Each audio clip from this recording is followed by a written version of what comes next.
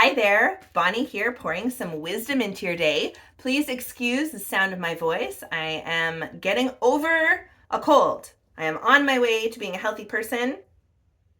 Hopefully. It's been 10 or 11 days of me being sick. And so I'm going to talk about Angela Duckworth's book, Grit. And I think I'm going to do this in two videos. I kind of teased it last time that I was going to talk about grit. And the reason that I want to do it in two videos is the way that she has organized the book. She gives some introduction into what grit is and why is it important and how her journey, how she came to study this, the psychology of achievement, how that sort of lights her up inside. And a lot of that is kind of what I already know. We as society like to think that talent is what equals success, and we don't like to recognize that it's actually hard work, sort of in a nutshell. And then she breaks it down into how to develop grit. What do you need internally? What do all people who are gritty people, what do they have in common? And then what about your external environment? What in your external environment creates the recipe for grit? And so I'm going to do that in the two videos. So the first part is inside.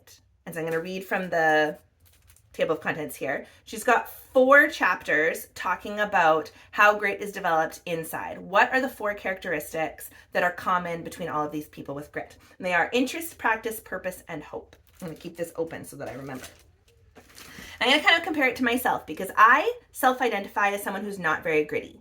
And as I read this book, I was like, I actually check a lot of boxes in what she calls gritty people. And it turns out that I have just misidentified where I'm gritty. And I'm using one particular evaluation for grittiness when my grittiness kind of shows up in other aspects of my life. It was a really interesting journey for me. So the first one, interest. Everyone who is gritty has a keen interest in what they are pursuing. They are actively enjoying learning about and getting better at whatever it is. And she talks about how you need a spark of interest and then you need to cultivate it.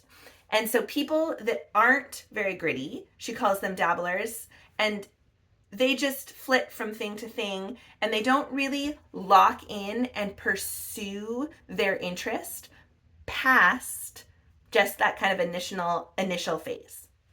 And so for me, I identify as that person who just tries a bunch of things and doesn't pursue it.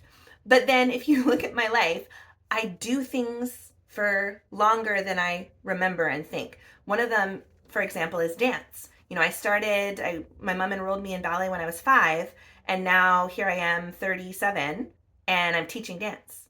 It's a lot of years of being interested in the same thing without identifying that I'm interested in it. So I have this weird inner dialogue that's conflicting. So for me, check. I know how to get interested in things. I know how to be excited about them.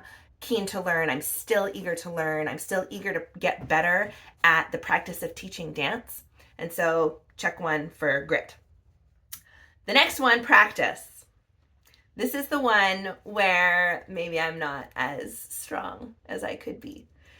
She talks not just about practice for practice's sake, but purposeful practice. And how do you know if you're doing purposeful practice? You need to have a clear goal that you're trying to achieve. You're not just running every day, because I want to run. I want to be a runner. That's not enough. I want to be able to run, the 100-meter dash in 15 seconds.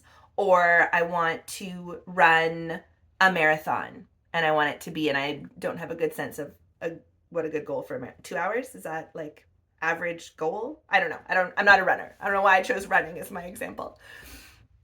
But those are different, right? Being a runner, just because I want to run a marathon in under 2 hours. Those are very different goals. And once you have a more specific goal, now you can create your action plan. So you know what the goal is, you know how you're going to measure it by time, and here's how you're going to get better. You can study that. Well, Do you need to increase your endurance? Do you need to increase your speed? Do you need to increase your energy consumption so you can sustain it? Like all of these questions can be answered, and you can create an action plan. Oh, I need more calories. Well, and then I'm going to do that by eating these foods. And so paragons of grit have clear goals, clear ways to measure them, and an action plan that's going to get them there. And then they follow that. And then they look at that and say, hey, this worked or it didn't, and then they reevaluate and keep making their action plan better. That all makes sense to me. Intellectually, I know how to do that. If you are in business, businesses do a great job of this. They always have KPIs that they're measuring against so that their business is successful. If you're me, you don't have it. I don't have the clear goal of the skill that I want to improve.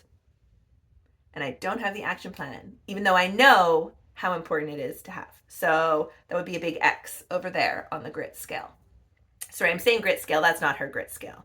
This is just the chapters.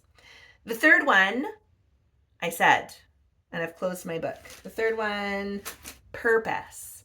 So all of the people that she interviewed, and there's a wide range of people that she interviews, they all connect what they're doing to something bigger than themselves.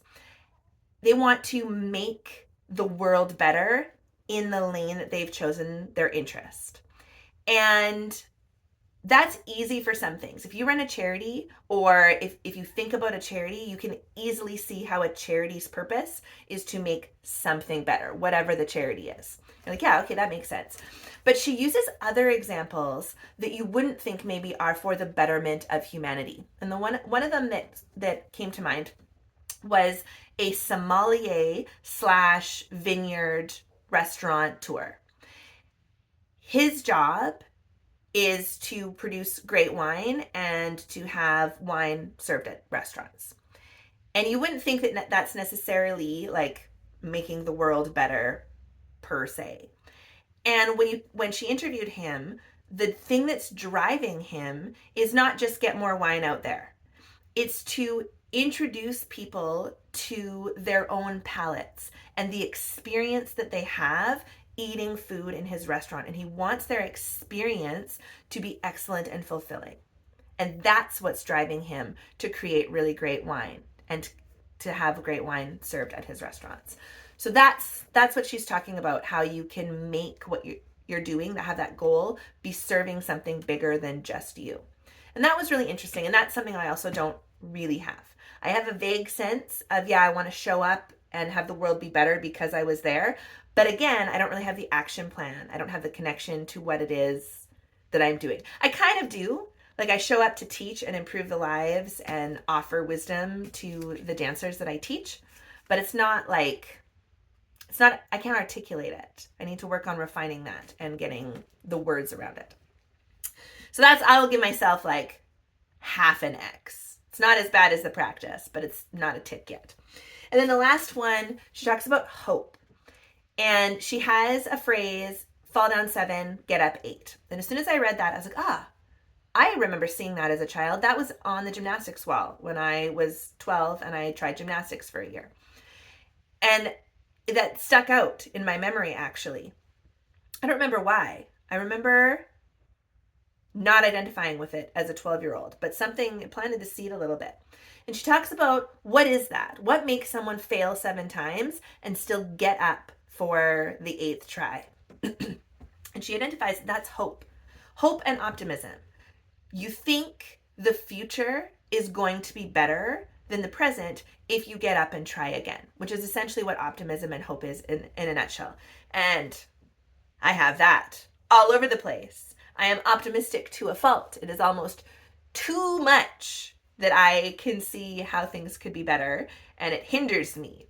So big old check over there for me for one of the internal driving factors of grit. So I'm over 50%, which is exciting because I still don't really identify as a gritty person, but I have some of these characteristics, and I think I need to just refine them. And what I like so much is those are all skills that can be developed. You can develop purposeful practice. You can set a goal and then an action plan follow it, refine it, and evaluate. That's a like mathematical process that you can just do.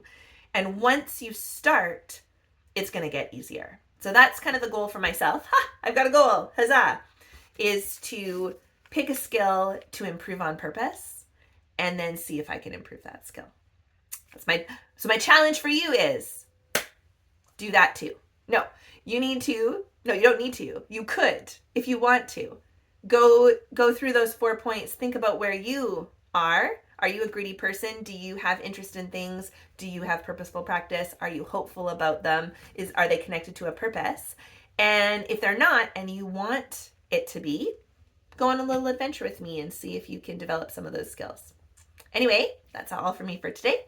Take care and have a magical day. Bye.